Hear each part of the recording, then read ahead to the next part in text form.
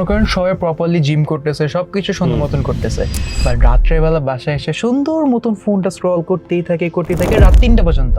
তারপর দেখেন বলে কি ওরা মাসল গ্রো হয় না। তো তাহলে সেটা রিজনটা কি অ্যাকচুয়ালি? এটা ব্যাপারটা হচ্ছে যে জিম আর ঘুমের সাথে অনেক বেশি কানেক্টেড।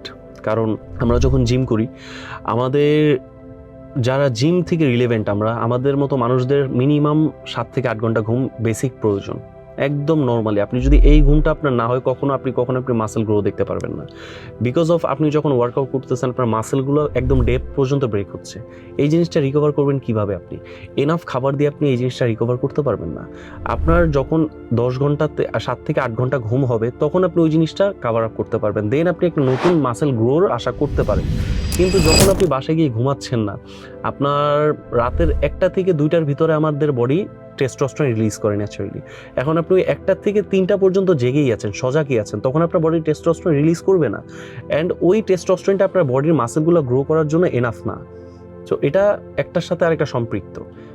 এক্স্যাক্টলি, এই জন্য আপনার অলওয়েজ ট্রাই করবেন আপনাদের ঘুমটাকে প্রায়োরিটি রাখা। ফার্স্ট অফ অল আপনার ঘুমকে প্রায়োরিটি দেবেন, that's the number 1 thing that you should prioritise. Second, আপনার ডায়েটটাকে ঠিক রাখতে হবে, which has to be high protein diet after every single workout. Third is your workout. So workout goal properly করবেন, get your trainer, get your diet, get your workout plans, everything dialed in so that inshallah আপনি ভালো একটা result পাবেন throughout the day. That's it. Take care.